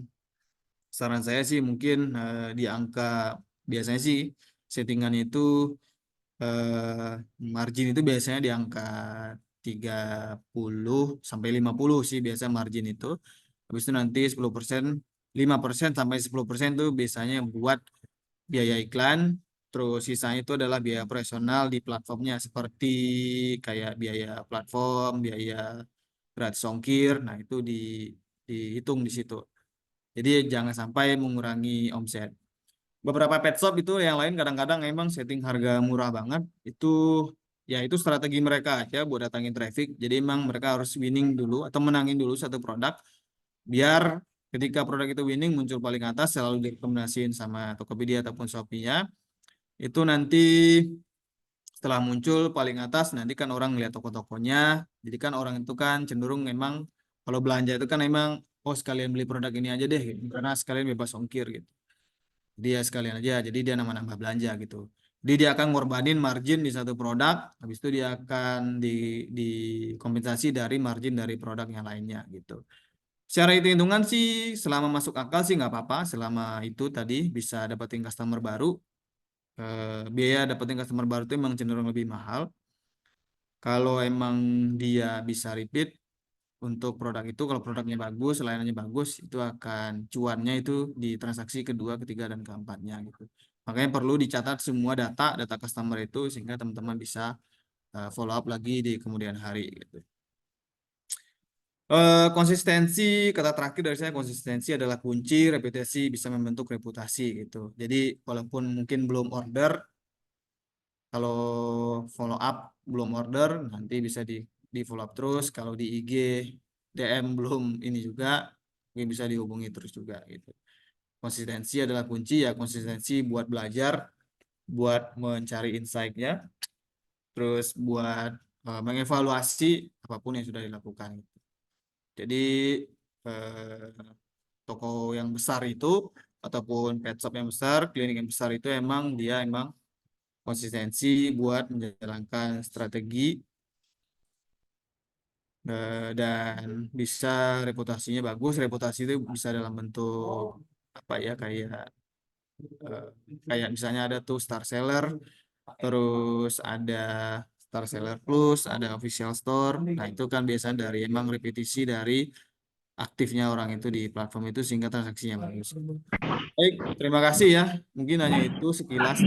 Ya ini baru kulitnya aja sih, kulit-kulitnya aja. Cuma di sini saya bisa bisa kasih tahu yang bisa dilakukan yang paling gampang, paling mudah dan paling murah untuk saat ini dan paling terbukti bisa menghasilkan pemasukan dan bisa meningkatkan penjualan. Sekian Dok Pus, terima kasih. Oke, baik. Terima kasih Dok Zul. Materinya sangat luar biasa.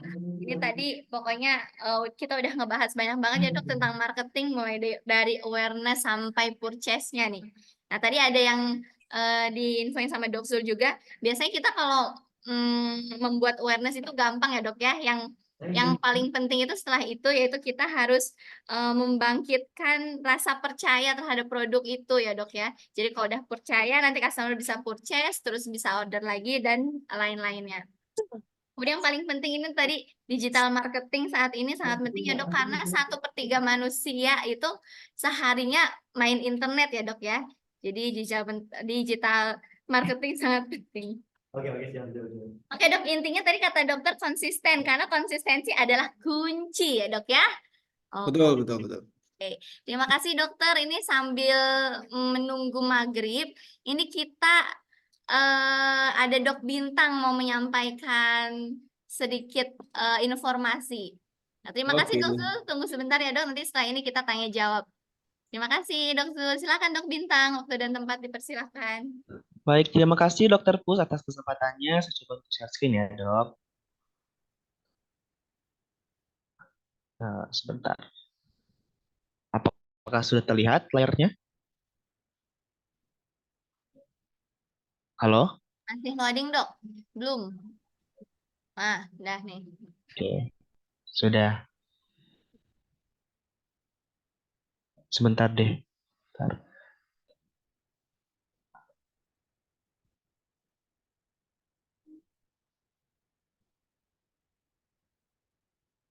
Masih error lah, Dok.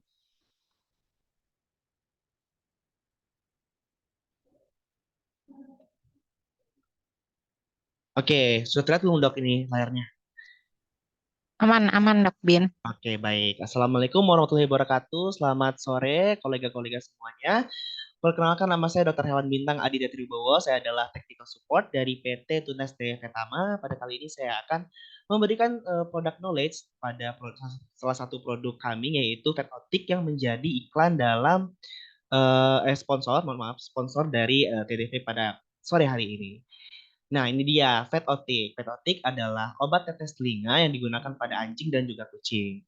Di sini salah satu indikasi yang menjadi indikasi yang menjadi masalah yang dapat kita selesaikan dengan Fat Optic itu adalah ear mites dan juga otitis ringan seperti itu. Untuk bahan aktif yang kita gunakan adalah ivermectin dan menariknya lagi kami menambahkan chloramphenicol sebagai antibiotik karena pada umumnya kasus ear mites ini dibarengi dengan infeksi sekunder oleh bakteri seperti itu.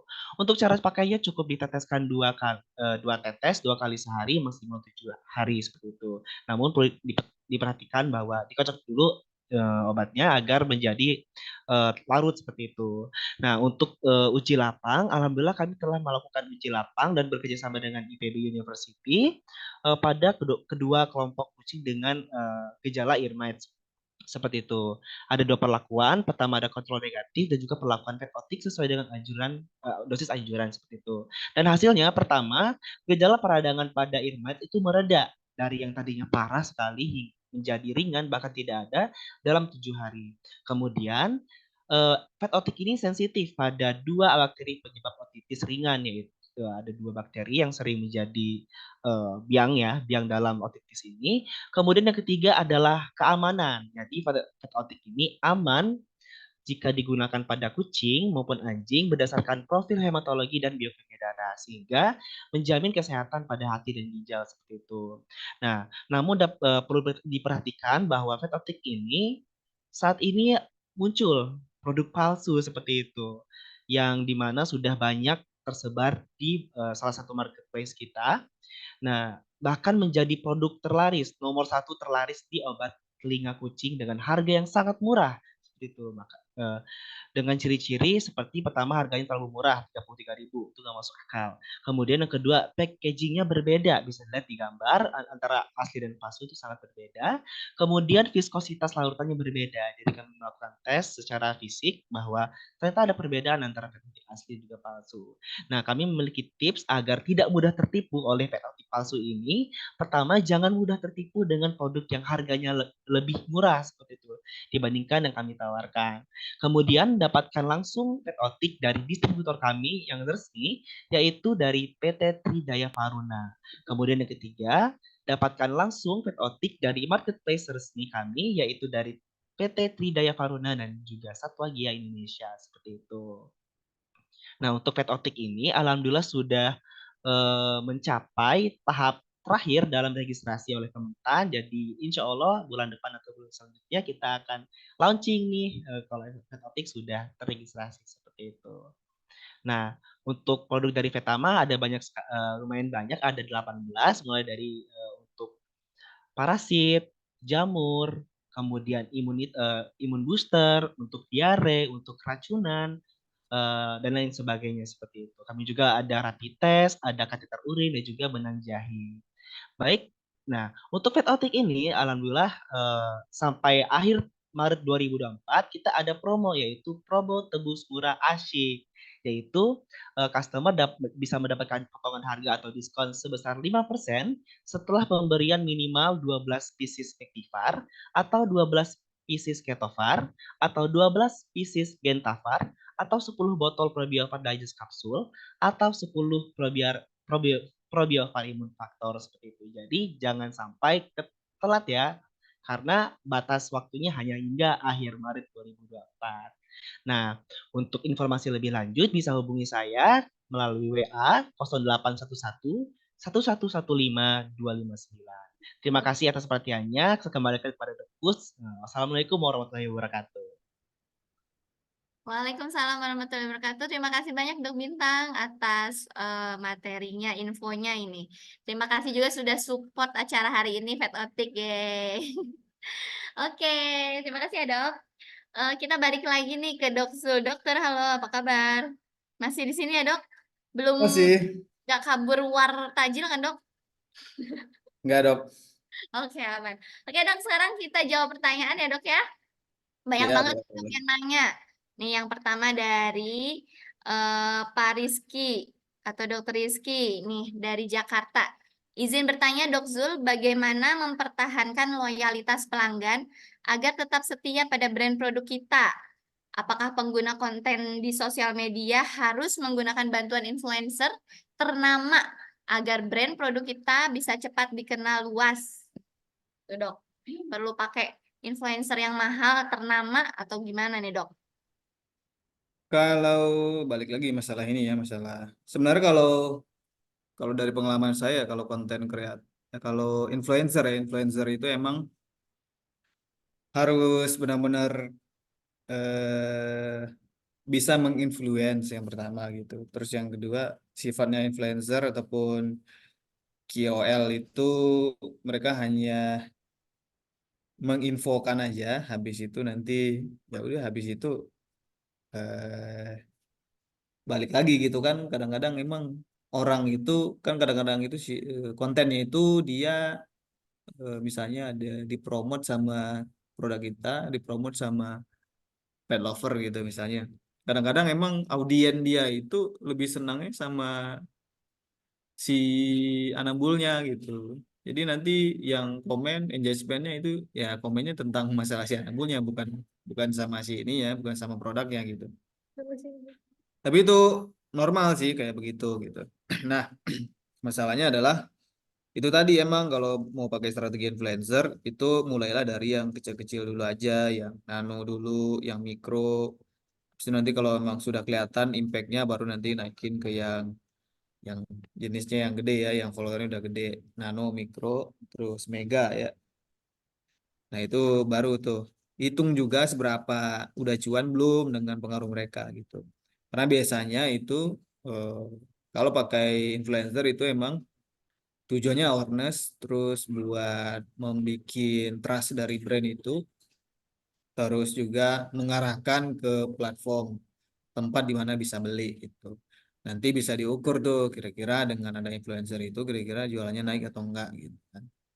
Karena hubungannya sama sama ini kan sama ROI kita itu tadi. Misalnya kalau kita ngeluarin misalnya 5 juta bulan ini buat dua orang influencer itu udah bisa ngasilin berapa gitu. Target kita berapa gitu. Misalnya nggak dengan 5 juta bisa ngasilin 50 juta, bisa nggak kecapai gitu kan. Kemungkinan besar di bulan pertama itu tidak bisa gitu. Makanya saran saya mending 5 juta itu dipecah-pecah tuh ke beberapa orang influencer yang kecil-kecil gitu. Jadi emang nanti kalau ada banyak orang sifatnya itu ada influencer itu lebih banyak itu kan distribusi kontennya lebih banyak, daerahnya juga beda-beda. Nah, kemungkinan buat dibantu dinaikin lewat traffic organik itu bisa lebih oke tuh sama si metanya atau platformnya gitu. Jadi eh, mulai dari yang kecil dulu, habis itu dilihat efektif atau enggak. Jadi jangan langsung yang gede-gede, karena langsung yang gede-gede biasanya ekspektasi kita tinggi tuh. Kalau ekspektasinya tinggi, hasilnya enggak sesuai yang diharapin ya kita akhirnya ya habis aja gitu, habis aja ini. Kurang lebih kayak gitu sih Pak Rizky ya. Jadi mulai dari yang influencer yang kecil-kecil dulu aja gitu. Kalau emang punya modalnya, punya punya budget lebih ya nggak apa-apa sih gitu kan. Karena kan audiennya kan lebih besar lagi gitu. Tapi kalau emang mau pakai ads, menurut saya lebih efektifan lewat ads sih dibanding lewat influencer gitu. Influencer tuh buat ngebantu aja, ngebantu spesifik di dalam audien dia ataupun di dalam follower dia gitu. Kurang lebih kayak gitu. Oke, Dok Zul. Ini untuk Mas Rizky tadi ya. Berarti lebih lebih enak pakai ads sebenarnya, Dok ya.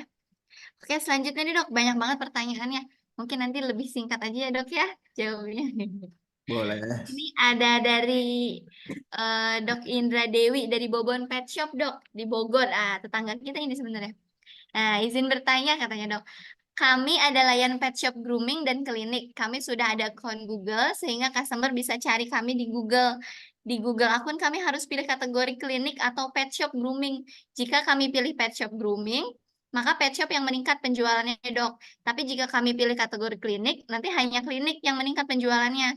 Gimana caranya biar dua-duanya itu meningkat, Dok? Pilih kategorinya mana yang cocok. Mana nih, Dok? Kalau ya babon definisinya dua berarti ya, klinik sama Pet shop. pet shop and grooming ya gitu. Emang sih secara algoritma emang diarahin ke satu kategori ya gitu. Tinggal tinggal di ini aja dok, dilihat aja, dipilih aja kira-kira yang omsetnya gede dari yang mana gitu. Terus dilihat juga yang dari customer yang klinik ini bisa dikonversi nggak ke pet shop sama groomingnya atau sebaliknya gitu. Kira-kira yang gede yang mana gitu. Jadi memang harus dipilih gitu. Mungkin yang lewat yang itu dok, yang kalau yang gede misalnya klinik hewan, berarti kan yang pet shop sama grooming bisa pakai strategi yang itu dok, yang Google Ads-nya gitu. Jadi yang organik lewat pakai yang kategori yang itu klinik hewan, yang pet shop sama groomingnya itu bisa diiklankan aja lewat Google Ads-nya gitu. Oke, Terus itu aja ya. ada tambahan lagi, Dok? Oke, Dok. Itu Mungkin sih bisa mungkin ya. tambahin pakai ads aja ya, Dok ya.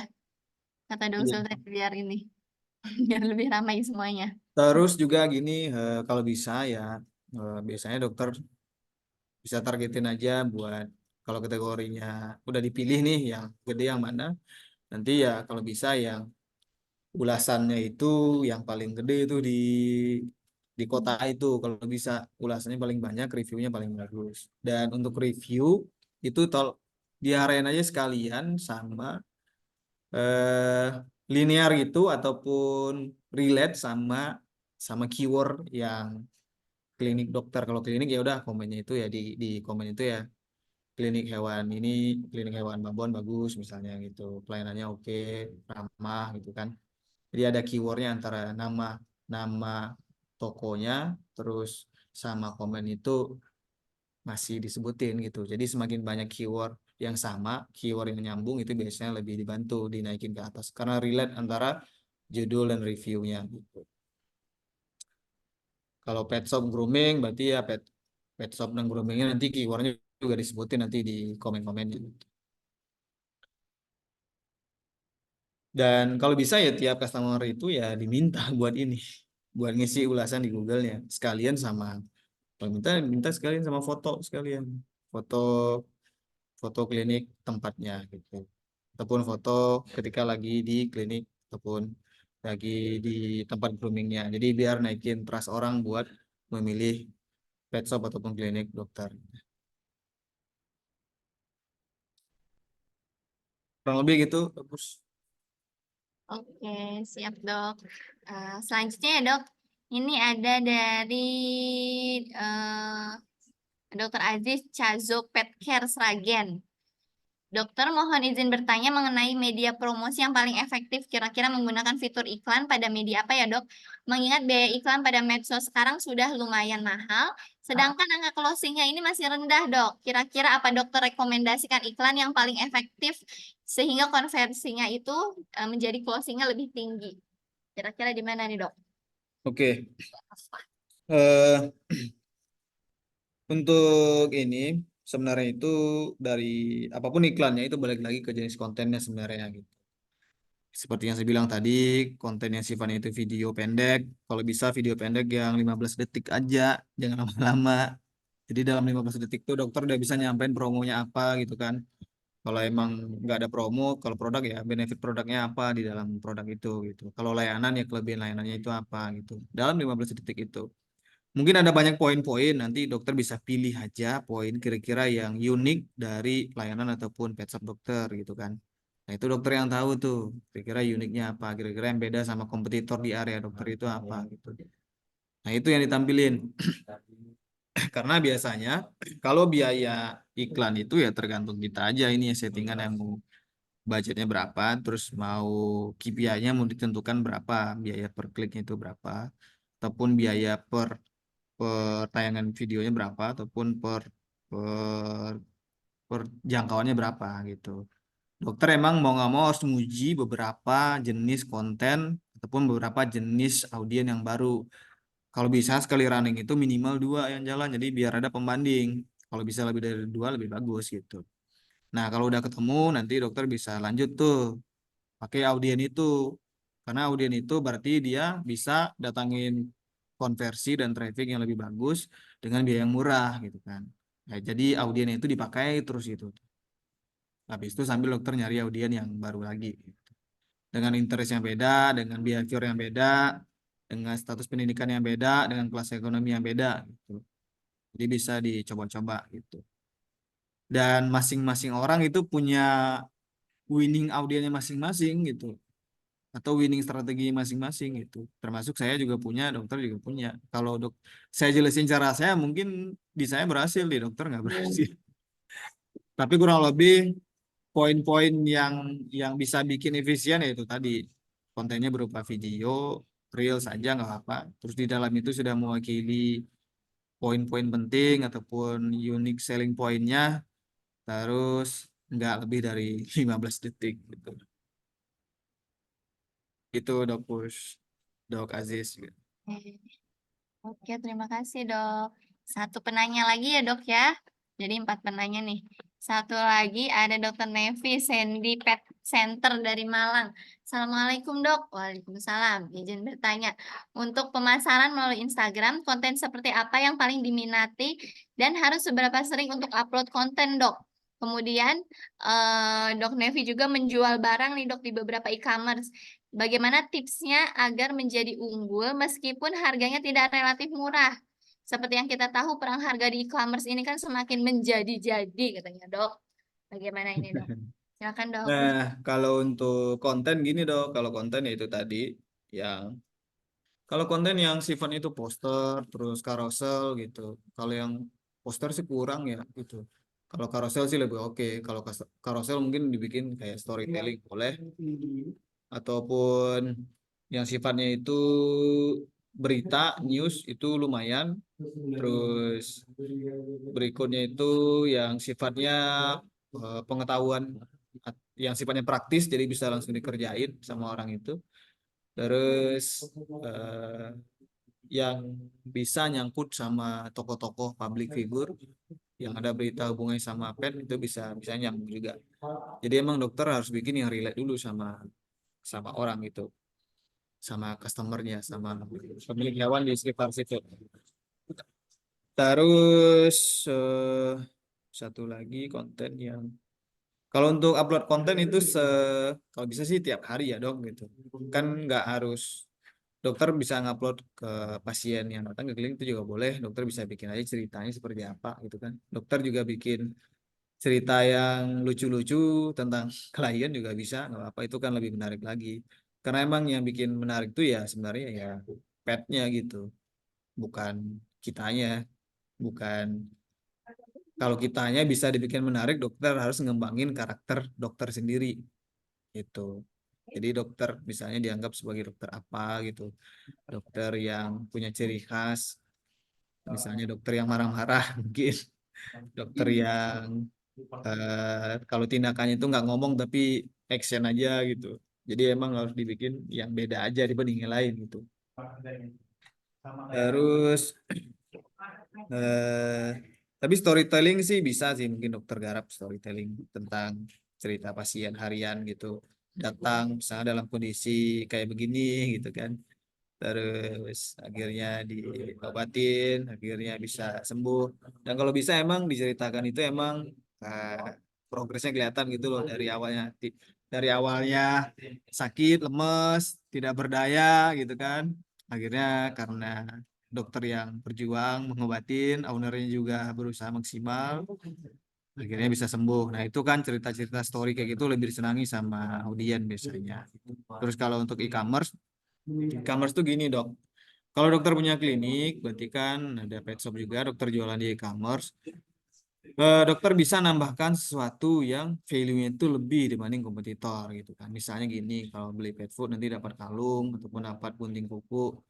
Mungkin dokter harganya itu mungkin lebih mahal 2.000 ataupun 3.000, tapi ketika dikasih lebih kalung, asumsinya orang itu kan kalau beli kalung satu biji doang itu kan nggak dapat gratis ongkir gitu. Tapi kan kalau misalnya dokter pakannya plus kalung, walaupun beda 2.000 3.000, orang kan nggak, oh yaudah sekalian aja udah dapat gratis kalung kok gitu. Atau mungkin dokter bisa tambahin juga, itu dapat kode voucher potongan diskon ataupun cashback tiap pembelian produk tertentu gitu kan. Dan itu akan lebih menarik lagi. Dokter punya keunggulan tuh di situ dibanding pet shop yang lainnya gitu. Jadi e-commerce ini posisikan aja buat dapetin database customer baru. Karena namanya pemilik hewan itu pasti dia belajar dulu atau mulai dulu dari membeli pakan, beli pasir. Lama-lama kan dia mulai belajar buat, oh berarti hewannya harus di grooming, kasih obat cacing, harus diobatin, harus dikontrol ke dokter. Jadi emang mulai mendapatkan data itu ya dari e-commerce ini gitu. Kurang lebih kayak gitu mungkin Dok Nevi ya dari Sandy Pet gitu. Kalau dokter mau pakai strategi perang harga boleh, tapi ya satu produk aja dikorbanin. Jangan semuanya. Tapi ya hitung-hitungan dulu gitu. Satu produk ini dokter bisa cari aja yang paling laku yang mana. Kalau rugi 1.000 2.000 tapi dapat customer potensial ya anggap aja itu biaya buat dapatin customer baru gitu. Nggak ada masalah sebenarnya. Dokter hitung aja budgetnya di spend buat buat minus minus ya minus itu berapa gitu. Misalnya nih kalau budgetnya 100.000 berarti ngurangi harga 2.000 tapi laku dapatin dapatin 100 data potensial datang ke klinik juga itu kan dokter hitungannya cuan gitu. Cuma ngorbanin 100.000 tapi misalnya dari 100 orang itu yang potensi akhirnya datang ke klinik misalnya 10 aja transaksi rata-ratanya mungkin 200.000. Nah, kan dokter udah bisa ngasilin 2 juta dengan biaya yang tadi itu cuma 100.000. Jadi hitung-hitungannya kayak gitu dok. Jadi perang harga itu memang harus punya strategi ke belakangnya gitu. Jadi jangan perang harga buat ngandelin margin ataupun profit dari item itu aja. Tapi emang ada berikutnya di belakang strateginya.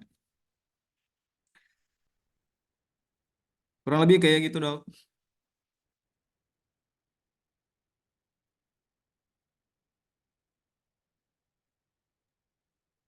Oke, terima kasih Dok Zul.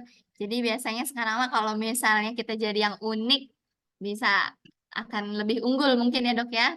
Kayak tadi Ya, jualannya diem aja gitu ya. Oke, dokter ini kan kita tadi udah ada 4 penanya nih dok, karena waktunya sangat mepet dengan maghrib, jadi ada 4 penanya. Dok boleh pilih 2 penanya terbaik, kira-kira yang mana nih dok yang mau dok Zul pilih? Karena kita punya door prize untuk 2 orang penanya terbaik. Mau pilih yang mana dok? wah sebenarnya semua pertanyaannya baik-baik ya, bagus-bagus gitu kan. Cuma kebetulan kuotanya cuma 2 ya dok.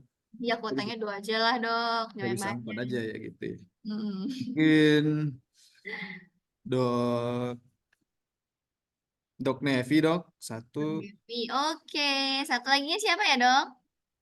dok Nevi Tadi ada Dok Rizky, Dok Indra, Dok Aziz, sama dok Indra dok. Dok Indra yang dari Bobon ya. Ya. Oke, selamat untuk Dok Indra dan Dok Nevi nanti ada panitia yang menghubungi. Oke, wah sampailah kita di ujung acara nih dok. Di ujung acara menjelang maghrib. Walaupun kita udah telat war takjil dok, tenang aja ya. Kita tetap berbuka saat maghrib. Dok Zul, terima kasih banyak atas materinya ya dok. Sangat bermanfaat sekali. Ada sepatah dua patah kata lagi nggak nih dok yang mau disampaikan? eh Ya, strategi marketing dan digital marketing itu salah satu strategi aja ya. Kalau yang pet shop bisa bisa explore tambah ke layanan yang lebih, misalnya tambah ke grooming, tambah ke penitipan, ataupun kalau bisa kolaborasi sama dokter hewan itu akan lebih bagus lagi gitu kan. Karena namanya customer itu kalau bisa dikonversi ke layanan-layanan berikutnya. Sayang banget kalau misalnya tidak bisa dikonversi ke layanan berikutnya. Apalagi layanan layanan itu sifatnya adalah berulang ataupun repeat ordernya bagus gitu. Jadi bisa cuan dan bisa tambah gede kalau emang bisa ditambah layanannya gitu. Jadi saya lebih senang mungkin nambah layanan ataupun kolaborasi dengan dokter hewan daripada nambah barang item, karena nambah barang kan nambah tempat, nambah modal, terus belum tentu juga laku gitu. Mungkin itu sih, Dok. Oke, terima kasih banget ya dok. Tips and triknya nih semoga setelah webinar ini kita bisa mengaplikasikannya di pet shop dan kliniknya. Kemudian omsetnya akan segera naik lagi nih, akan segera melejit dan meroket. Oke, terima kasih banyak ya dok Zul dan semua peserta pada sore hari ini. Saya tutup. Saya kembalikan kepada host. Waktu dan tempat dipersilakan. Terima kasih. Silakan Mas Riko.